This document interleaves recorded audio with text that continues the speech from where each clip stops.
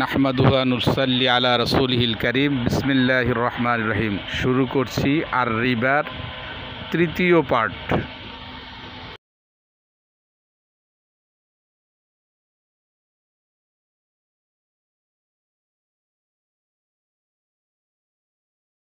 আর রিবা পৃষ্ঠা নাম্বার 31। সমপরিমাণ অর্থ ফেরত দিতে হয়, অন্যথায় দায়মুক্ত হওয়া যায় না। মালে ফানি বা দায়ী হচ্ছে কর্দ বা ঋণ, লোন, ক্রেডিট। সুতরাং কোনো লেনদেনকে ঋণ হতে হলে লেনদেনের পণ্যটি অবশ্যই ফাঞ্জিবল হতে হবে। মালে গায়রি ফানি বা নন ফাঞ্জিবল গুডস এর ক্ষেত্রে ঋণ বা কর্জ হয় না। ঋণ গ্রহীতাকে পণ্য ব্যবহার করতে দেওয়া।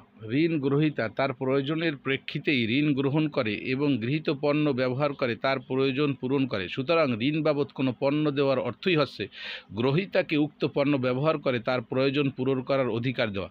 কেউ কেউ বলেছেন যে পণ্যটির মালিকানাই গ্রহীতাকে দিতে হবে, অর্থাৎ গ্রহীতাকে পণ্যের মালিক বানিয়ে দিতে হবে, যাতে সে আসল মালিকের মতোই নিজের ইচ্ছামাফিক পণ্যটি ব্যবহার করতে বা কাজে লাগাতে পারে। কেউ কেউ আবার মালিকানা প্রদানের ব্যাপারে দ্বিমত করেছেন। এ বিতর্কে না গিয়েও বিনা দ্বিধায় কথা বলা যায় যে গ্রহীতাকে পণ্যটি ব্যবহার করার পূর্ণ অধিকার অবশ্যই দিতে হবে, অন্যথায় তা ঋণ বলে গণ্য হবে না, বরং আমানতে পরিণত হবে। কারণ ব্যবহারের অধিকার ছাড়া কোনো পণ্য কারোর কাছে রাখলে তা আমানত হয়, ঋণ হয় না। 3. অনুরূপ পণ্য সমপরিমাণে পরিশোধের শর্ত থাকা। ঋণের ক্ষেত্রে ঋণদাতা ঋণ গ্রহীতাকে যে পণ্য দেয়, গ্রহীতা সেটি একবার ব্যবহার করার পরেই তা নিঃশেষ হয়ে যায়, এর অস্তিত্বই থাকে না। সুতরাং ঋণ ফেরতের যে শর্ত থাকে তার অর্থ হচ্ছে অনুরূপ পণ্য সমপরিমাণে ফেরত প্রদান। কেউ যদি 1 কেজি পোলাওর চাল ঋণ নেয়, তাহলে পরবর্তীতে 1 কেজি পোলাওর চাল জোগাড় করে ফেরত দেবে। এক্ষেত্রে কেবল জাত নয়, গুণমানের পার্থক্য হওয়াও বাঞ্ছনীয় নয়, বরং পরিমাণ এবং গণনার দিক থেকেও পার্থক্য করা বৈধ নয়। একথা ঠিক যে ঋণ লেনদেনের সময় এসব কথা একটি একটি করে বলা বা লেখা হয় না, বরং কেবল ফেরত দেওয়ার কথাটাই লেখা হয়। আসলে ফেরত শব্দের মধ্যেই একই জাতের সমমানের অনুরূপ পণ্য এবং সমপরিমাণ কথাগুলো রয়েছে, অর্থাৎ ফেরত বললেই অনুরূপ পণ্য এবং সমপরিমাণ বোঝা যায়। উল্লেখ্য যে ঋণের বেলায় ভিন্ন জাতের পণ্য বা সেবা ফেরতের শর্ত করলে তা আর ঋণ বলে গণ্য হয় না। তেমনি পণ্যের গুণ, মান ও পরিমাণে পার্থক্য করা হলেও তা ঋণের বৈশিষ্ট্য হারিয়ে ফেলে। ঋণদাতা কর্তৃক কোনো ঝুঁকি বহন না করা। ঋণের অতি গুরুত্বপূর্ণ শর্ত হচ্ছে ঋণদাতা কর্তৃক প্রদত্ত ঋণের কোনো ঝুঁকি বহন না করা। ঋণের চুক্তিতে উল্লেখ থাকুক বা না থাকুক, তাতে এ শর্তের কোনো ব্যত্যয় হয় না, কারণ ফেরত কথার মধ্যেই একথা রয়েছে। ঋণ গ্রহণ করার পরই যদি গৃহীত পণ্য হারিয়ে যায়, চোর ডাকাতি নিয়ে যায়, কোনো দুর্যোগে বিনষ্ট বা ধ্বংসপ্রাপ্ত হয়, অথবা লোকসানের দারুণ খোয়া যায়, কোনো অবস্থাতেই ঋণদাতা এর কোনো ঝুঁকি বহন বা দায়িত্ব নেয় না। অর্থাৎ ঋণ গ্রহীতার নিয়ন্ত্রণভুক্ত বা নিয়ন্ত্রণ বহির্ভূত যে কোনো কারণে হোক, অথবা তার অবহেলা ও ত্রুটির কারণে হোক, অথবা সকল ত্রুটিমুক্ত এবং সংরক্ষণের যাবতীয় প্রচেষ্টা সত্ত্বেও যদি গৃহীত ঋণের পণ্য বা অর্থ বিনষ্ট, ধ্বংস বা ক্ষয়প্রাপ্ত হয়, এর সকল দায়িত্ব তাকেই বহন করতে হবে। ঋণদাতা এর কোনো দায়িত্ব নেয় না। ঋণের বেলায় উল্লেখিত এ শর্তটি আমানতের চেয়েও কঠিন, কারণ আমানত গ্রহণকারীরা নিয়ন্ত্রণ নেই। এমন কোনো কারণে যদি আমানতের বস্তু বিনষ্ট বা ধ্বংসপ্রাপ্ত হয়, তাহলে আমানত গ্রহীতাকে এর ক্ষতিপূরণ দিতে হয় না। কিন্তু ঋণের ক্ষেত্রে তা হয় না, বরং সকল অবস্থাতেই ঋণের সাকুল্য দায় দায়িত্ব ঋণ গ্রহীতার উপর বর্তায় এবং তাকে এ ঋণ অবশ্যই পরিশোধ করতে হয়। ঋণ গ্রহীতা ঋণ পরিশোধে ব্যর্থ হলে তার উত্তরাধিকারীগণ পরিশোধ করবে, তারা না পারলে ইসলামী সরকার বাইতুল মাল থেকে পরিশোধ করবে। তাও না হলে আখিরাতে আল্লাহ তাআলা ঋণ গ্রহীতাকে সৎ কাজগুলো দিয়ে ঋণ পরিশোধ করবেন।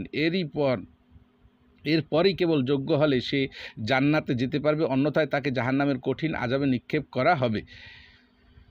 ঋণের এই কঠিন শর্তের কারণেই ঋণ গ্রহীতার উপর ঋণের আসলের অতিরিক্ত আর কিছু চাপাতে নিষেধ করা হয়েছে।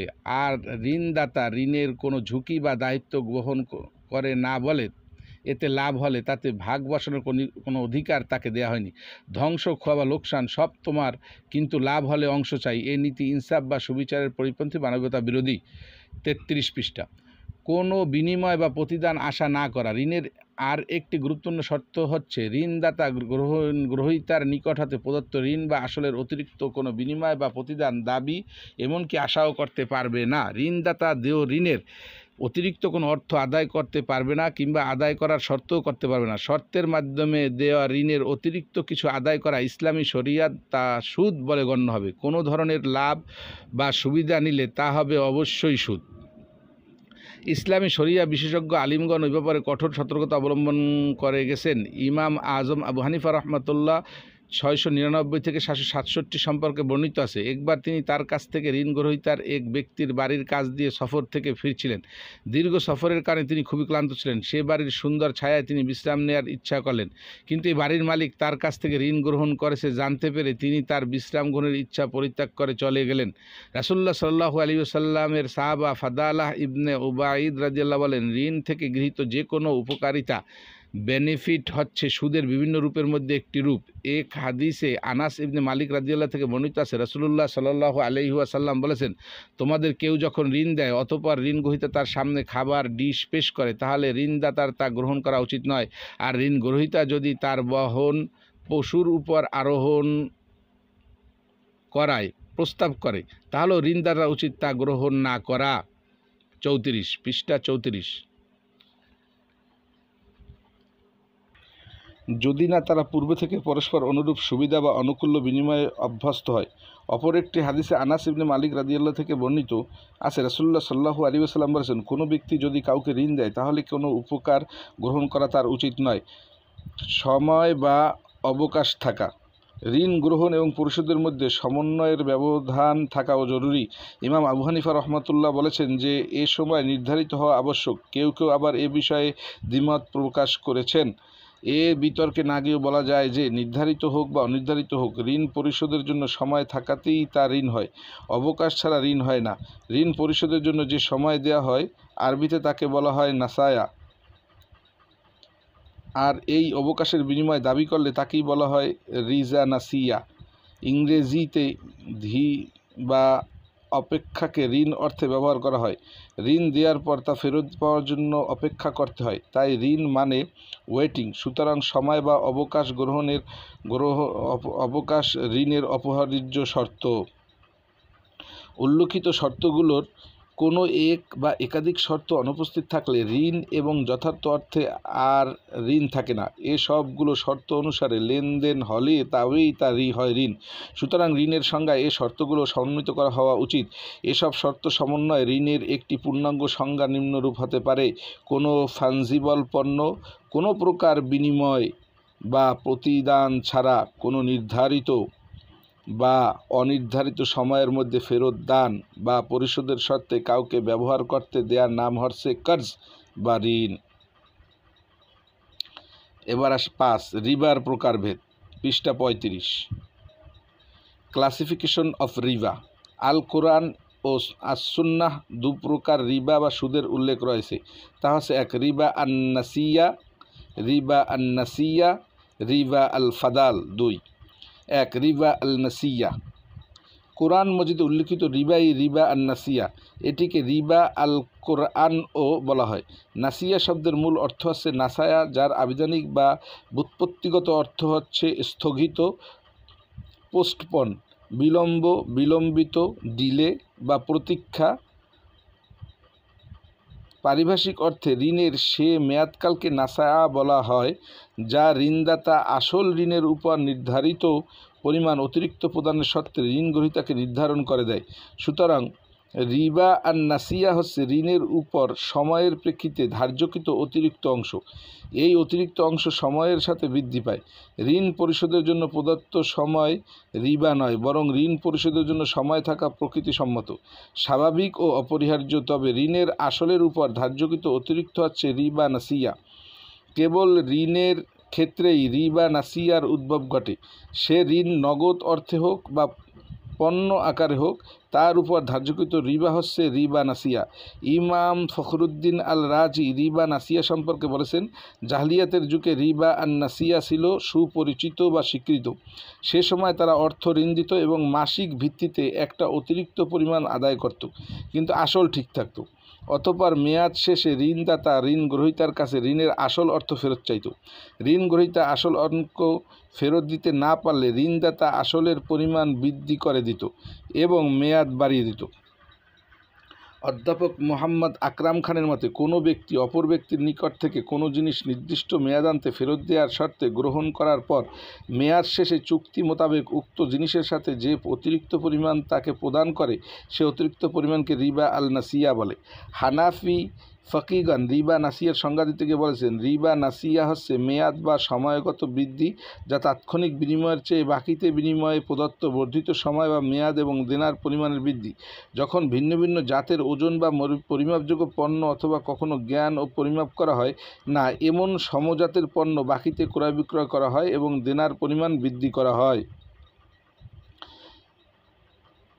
রিবা নাসিয়া is the excess in the period over immediate exchange and excess of the debt over the thing in measurable or weightable item when there is a lack of unit of spices or in thing that the neither measure non-weighted when there is a unity of species। ধরা যাক আব্দুর রহিম একজন ঋণদাতা এবং আব্দুল করিম একজন গ্রহীতা। আব্দুর রহিম যদি আব্দুল করিমকে 100 টাকা 1 বছরের জন্য এ শর্তে দেয় যে 1 বছর পর আব্দুল করিম উক্ত 100 টাকার সাথে অতিরিক্ত আরও 20 টাকা ফেরত দেবে, তাহলে অতিরিক্ত 20 টাকাই হবে রিবা নাসিয়া। এভাবে ঋণদাতা যদি গ্রহীতাকে 1 কিলোগ্রাম লবণের শর্তে ধার দেয় যে 1 মাস পর ঋণ গ্রহীতা 1.5 কিলোগ্রাম ফেরত দেবে, তাহলে এ অতিরিক্ত আধা কিলোগ্রাম লবণ হবে রিবা নাসিয়া। অনুরূপভাবে 1 মণ ধান ঋণ দিয়ে 1 বছর পরে 2 মণ ধান নেওয়া হলে অতিরিক্ত 1 মণ ধান হবে রিবা নাসিয়া। রিবা নাসিয়া রিবা আল জাহিলিয়া। রিবা আল জলি স্পষ্ট প্রকট। রিবা আল মুবাশশির, রিবা আল দুয়ুন, রিবা আল কার্দ, রিবা আল কার্দ, রিবা আল কোরআন ইত্যাদি নামে অভিহিত হয়ে থাকে। বর্তমান যুগে ঋণের বিনিময়ে পৃষ্ঠা 37 সুদের আদান প্রদান ব্যাপকভাবে প্রচলিত। আল্লামা ডাক্তার ইউসুফ আল কারদাবির মতে ঋণের বিনিময়ে সুদ বা কোরআন উল্লিখিত সুদই বর্তমান যুগের ইস্যু। আধুনিক অর্থনীতিতে রিবা নাসিয়ার প্রচণ্ড দাপট। মানুষের সকল অর্থনৈতিক কর্মকাণ্ডকে ঘিরে বিষধর সাপের মতো পেঁচিয়ে রয়েছে এই রিবা নাসিয়া। রিবা নাসিয়ার অক্টোপাসে আটকা পড়ে আছে সমাজের সর্বস্তর মানুষ। মুফতি মোহাম্মদ তাকি উসমানীর মতে ঋণ বা দেনার আসলের উপর চুক্তি অনুসারে ধার্যকৃত যে কোনো অতিরিক্ত হচ্ছে রিবা আর নাসিয়া। মহাগ্রন্থ আর কোরআনের বিভিন্ন আয়াতে এই রিবাকেই হারাম ঘোষণা করা হয়েছে। তিনি আরও লিখেছেন, ভোগ বা উৎপাদন যে উদ্দেশ্যেই হোক নির্বিশেষে সকল ঋণ বা দেনার চুক্তিতে আসলের উপর ধার্যকৃত কম হোক বেশি হোক যে কোনো অতিরিক্তি হচ্ছে আল কোরআনে ঘোষিত হারাম রিবা। রিবা আল কাদাল, রিবা আল ফাদাল সমজাতীয় জিনিস বিনিময়ের সুদ। ফাদল অর্থ অতিরিক্ত বাড়তি ইত্যাদি। একই জিনিস লেনদেনে কম বেশি করা হলে এবং অতিরিক্ত অংশের কোনো বিনিময় বা মূল্য না দেয়া হলে সেই অতিরিক্ত অংশের নাম রিবা আল ফাদল। একই জাতীয় পণ্য বা মুদ্রার লেনদেনের সময় এক পক্ষ আরেক পক্ষের কাছ থেকে চুক্তি মোতাবেক শরিয়া সম্মত বিনিময়িত যে অতিরিক্ত পণ্য বা অর্থ গ্রহণ করে তাকে রিবা আল ফাদল বলে। একে মালামালের সুদও বলা হয়। রিবা আল ফাদলের উদ্ভব হয় হাতে হাতে বিনিময়ের থেকে। রিবা ফাদল হচ্ছে সাদৃশ্যপূর্ণ দুটি জিনিসের হাতে হাতে তাৎক্ষণিক বিনিময়ে বাড়তি নেওয়া। যেমন স্বর্ণের বিনিময়ে বেশি স্বর্ণ, দিরহামের বিনিময়ে বেশি দিরহাম। এভাবে একই জিনিসের বিনিময়ে একই জিনিস বেশি নেওয়া। যেহেতু একই জিনিস সে জিনিসের অতিরিক্ত জন্ম দিল, তাই এখানে সুদি লেনদেনের মনোবৃত্তি কাজ করছে। 6টি বিশেষ পণ্য আদান প্রদানের কম বেশি করা বা কোনো একটি পণ্য পরিশোধে বিলম্ব করা থেকে রিবা আল ফাদল ছড়িয়ে পড়ে। আবু সাঈদ খুদরি রাদিয়াল্লাহু বর্ণিত এক হাদিসে নবী সাল্লাল্লাহু আলাইহি সাল্লাম বলেছেন, স্বর্ণ দিয়ে স্বর্ণ, রৌপ্য দিয়ে রৌপ্য, গম দিয়ে গম, জব দিয়ে জব, খেজুর দিয়ে খেজুর, লবণ দিয়ে লবণ বিনিময়ের ক্ষেত্রে উভয় পণ্য সমান সমান ও নগদ হতে হবে। এরূপ বিনিময়ের ক্ষেত্রে যে বেশি প্রদান করে অথবা বেশি গ্রহণ করে সে এরূপ করার মাধ্যমে সুদি কারবার লিপ্ত। দাতা ও গ্রহীতা উভয়ই সমান অপরাধী। এই হাদিসে স্পষ্টভাবে 6টি পণ্য স্বর্ণ, রৌপ্য, গম, জব, খেজুর ও লবণ উল্লেখ করে বলা হয়েছে যে এগুলো বিনিময়ের ক্ষেত্রে উভয় পণ্য সমান সমান নগদ হতে হবে। এর নির্দেশ উপরোক্ত 6টি পণ্যের ক্ষেত্রে সীমাবদ্ধ থাকবে নাকি অপরাপর পণ্য সামগ্রীর ক্ষেত্রে প্রয়োগ করা হবে, এ নিয়ে ইসলামী আইনবিদদের মতভেদ রয়েছে। হানাফি মাযহাবের আইনজীবীদের মতে এর নির্দেশটি উপরোক্ত 6টি পণ্যের বাইরেও এমন প্রত্যেকটি পণ্যের অন্তর্বিনিময় প্রযোজ্য হবে যেগুলো ওজন কিংবা পরিমাপ ক্রয় বিক্রয় করা হয়। পক্ষান্তরে শাফিঈ আইনবিদগণ মনে করেন এই হাদিসের নির্দেশ এমন প্রত্যেকটি পণ্যের অন্তর্বিনিময় প্রযোজ্য হবে যার বিনিময়ের মাধ্যমে খাদ্যদ্রব্যের অন্তর্ভুক্ত। অন্য কথায় পণ্য বিনিময়কালের পৃষ্ঠা 39 সুদ হতে পারে একই জাতীয় পণ্যের নগদ হাতে হাতে উপস্থিত বিনিময়ে কম বেশি করা হলে বেশিটা রিবা ফাদল।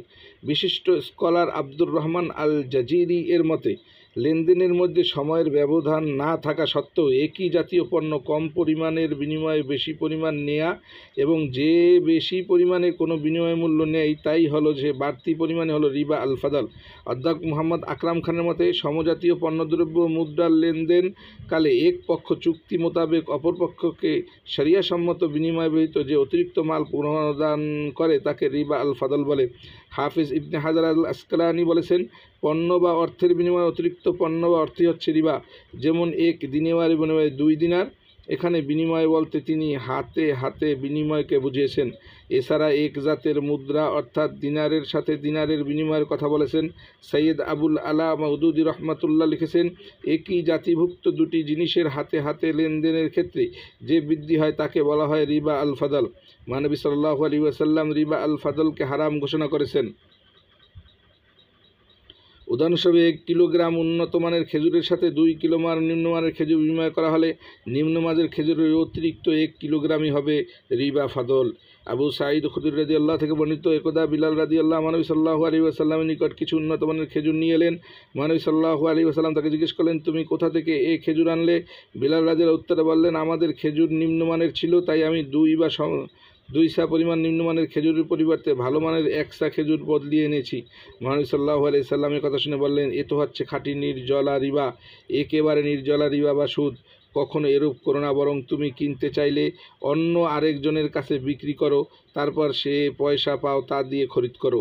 আবু রাদিয়াল্লাহু আবু সাইদ খুদরি রাদিয়াল্লাহুতে আর একটি বর্ণনা এসেছে, মহানবী সাল্লাল্লাহু আলাইহি ওয়াসাল্লাম বনু আদি আল আনসারী গোত্রের এক ব্যক্তিকে রাজস্ব আদায়ের জন্য খাইবারে কর্মচারী হিসেবে নিয়োগদান করেছিলেন।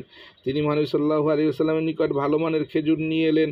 তখন মহানবী সাল্লাল্লাহু আলাইহি ওয়াসাল্লাম বলেন, খাইবারের সমস্ত খেজুর কি এরকম?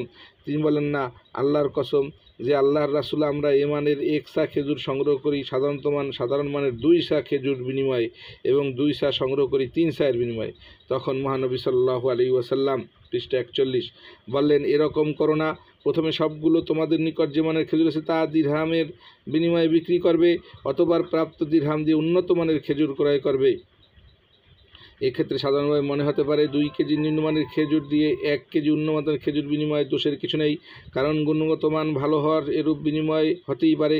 কিন্তু লেনদেনটি সূক্ষ্মভাবে চিন্তা করলে ত্রুটিপূর্ণ বলে প্রতীয়মান হবে, কেন গুণগত মান একটি অতি সূক্ষ্ম জিনিস। স্বাদ, গন্ধ, দেখার সৌন্দর্য অনেক বিষয় এর সাথে সম্পৃক্ত। সমজাতীয় পণ্য বিনিময় করে এর গুণগত মান পরিমাণ ঠিক করা কঠিন। এছাড়া পণ্যের গুণগত মান সম্পর্কে সকলের অভিজ্ঞতা থাকে না, বিধায় ঠকার আশঙ্কা থাকে। অধিকন্তু পণ্য বিনিময় করার সময় গুণ অনুমান করা যায় আর নিশ্চিত হওয়া যায় কেবল ভোগ ব্যবহারের পরেই। এ কারণে মহানবী সাল্লাল্লাহু আলাইহি ওয়াসাল্লাম বলেছেন, পণ্য সম্পর্কে অনভিজ্ঞ ব্যক্তিকে ধোঁকা দেওয়ার কারণে অতিরিক্ত গ্রহণ করা বা যা রিবা। সমজাতীয় পণ্য বিনিময় না করে তা প্রচলিত বাজারে দরে নিম্নমানের পণ্যটি বিক্রি করে প্রাপ্ত মূল্য দিয়ে প্রচলিত বাজার মূল্যে উন্নত মানের সমজাতীয় পণ্য খরিদ করলে ঠকার আশঙ্কা থাকে না। তাই পণ্যের বিনিময়কালে প্রচলিত মূল্যের চেয়ে অতিরিক্ত গ্রহণ বা প্রদান করার ফাঁক ফোকর বন্ধ করার জন্য মহানবী সাল্লাল্লাহু আলাইহি ওয়াসাল্লাম সমজাতীয় পণ্য বিনিময়কালে কম বেশি করতে নিষেধ করেছেন। আল কোরআনের সর্বজনীন ব্যাখ্যাতা হিসেবে মহানবী সাল্লাল্লাহু আলাইহি সাল্লাম রিবা আল ফাদলকে নিষেধাজ্ঞার আওতায় এনে এর সকল লেনদেন পদ্ধতির কথা উল্লেখ করেছেন। ইমাম ইবনে তাইমিয়া রিবা ফাদলকে রিবা আল খাফি বা সুপ্ত সুদ বা অস্পষ্ট বা প্রচ্ছন্ন সুদ বলে আখ্যায়িত করেছেন। সমজাতীয় পণ্য বিনিময়কালে কম বেশি করাকে সকল ইসলামী অর্থনীতিবিদ রিবা ফাদল বলেছেন। প্রাসঙ্গিক হাদিসসমূহ বিশ্লেষণ করে ডাক্তার এম উমর চাপড়া রিবা ফাদলের চমৎকার সুন্দর এক সংজ্ঞা এভাবে দিয়েছেন,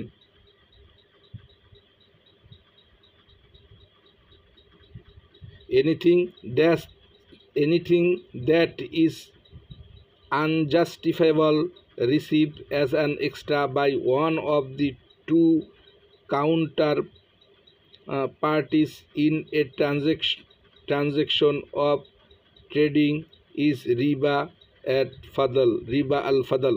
মুহাম্মদ ইবনে আবদালুসি এর মতে কোনো লেনদেন বা কারবারে রিবা আল ফাদল দ্বারা এমন প্রত্যেকটি অতিরিক্ত অংশকে বোঝানো হয় যার কোনো বিনিময়ে কাউন্টার ভ্যালু প্রদান করা হয়নি।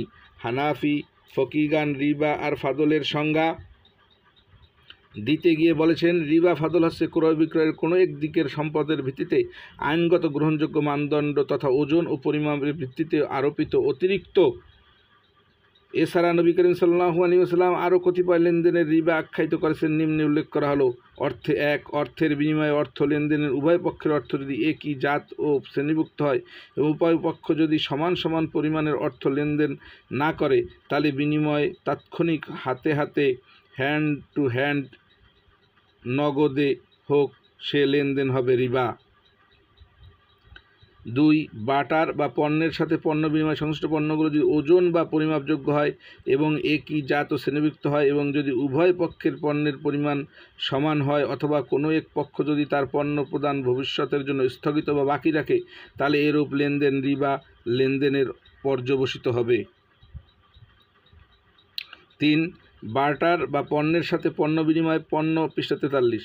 পণ্য যদি ভিন্ন ভিন্ন জাত ও শ্রেণীভুক্ত হয় এবং সেগুলো যদি ওজন বা পরিমাপযোগ্য হয় আর কোনো পক্ষ যদি তার পণ্য প্রদান স্থগিত বা বাকি রাখে, তাহলে তার রিবা লেনদেনের অন্তর্ভুক্ত হবে। ইসলামী আইনশাস্ত্রে উল্লেখিত এই 3 ধরনের লেনদেনকে বলা হয়েছে রিবা আস-সুন্নাহ, কারণ এরূপ লেনদেন নিষিদ্ধ হওয়ার বিষয়ে প্রতিষ্ঠিত হয়েছে নবীর হাদিস বা সুন্নাহ দ্বারা।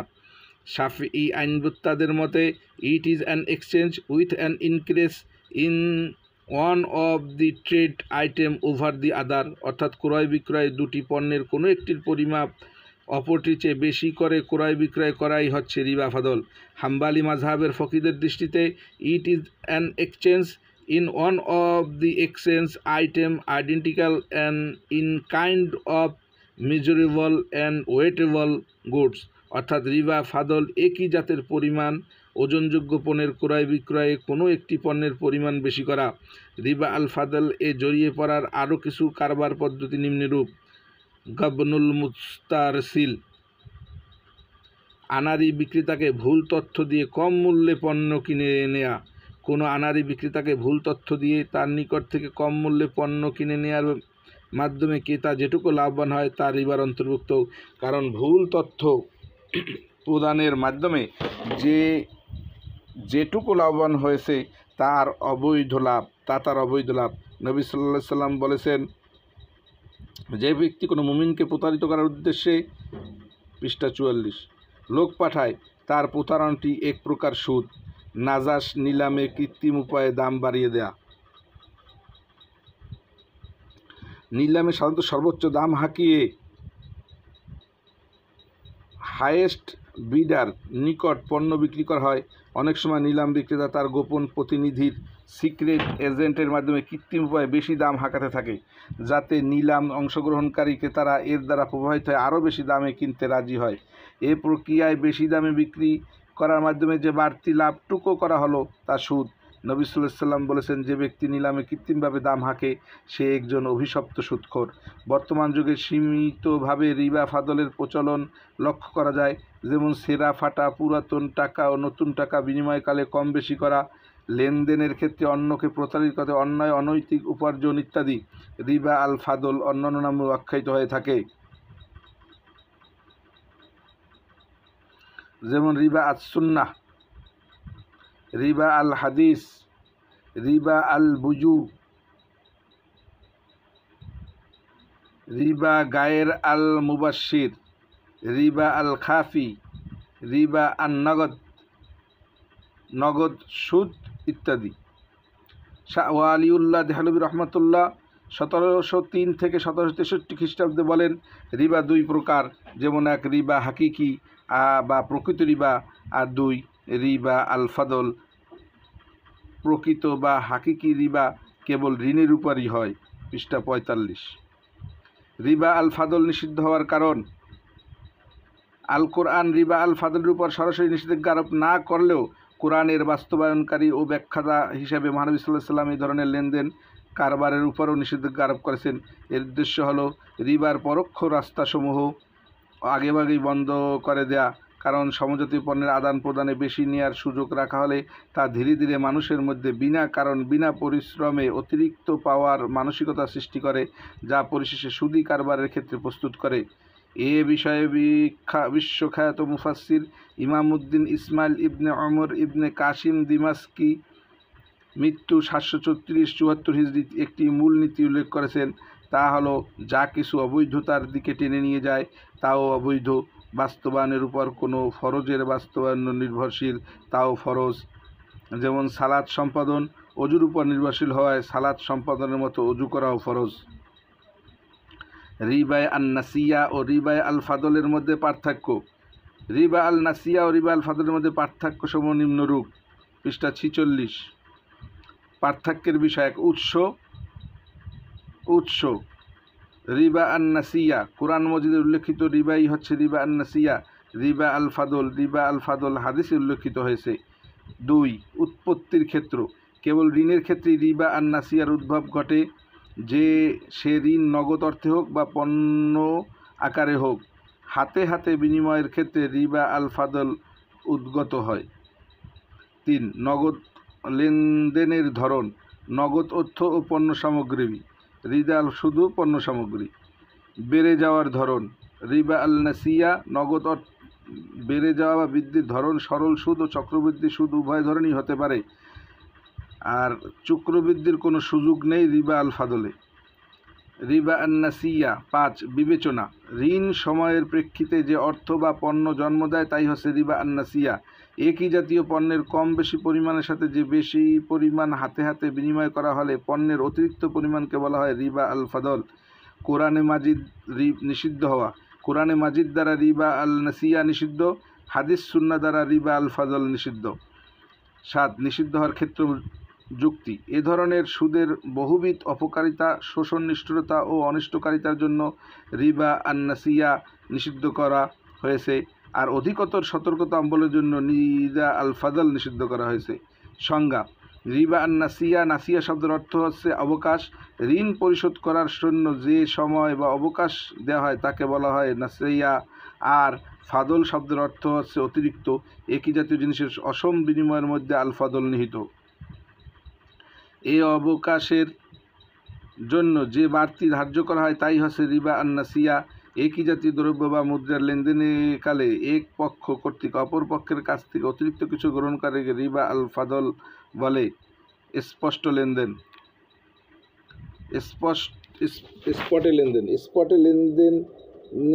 লেনদেনের প্রয়োজন নেই রিবা আল ফাদল, আর রিবা আল নাসিয়া স্পটে লেনদেনের প্রয়োজনীয়তা। 10. প্রভাব।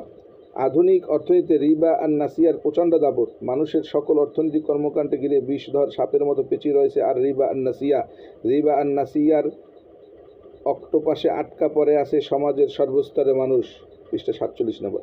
আধুনিক মনিটরি ইকোনমিতে রিবা আল ফাদলের তেমন প্রচলন নেই। আল কোরআনে রিবা। ইসলামে রিবা নিষিদ্ধ। ইসলামী শরিয়তের মূল উৎস আল কোরআনে সুস্পষ্ট ভাষায় রিবাকে নিষিদ্ধ ঘোষণা করা হয়েছে। অন্যথায় রিবা বা সুদ নিষিদ্ধ করেছে আল কোরআন। কোরআন মজিদে অকাট্যভাবে রিবাকে নিষিদ্ধ করা হয়েছে। আল্লাহর পক্ষ হতে নাজিলকৃত সকল আসমানি কিতাবই সুদ নিষিদ্ধ করা হয়েছিল বলে জানা যায়।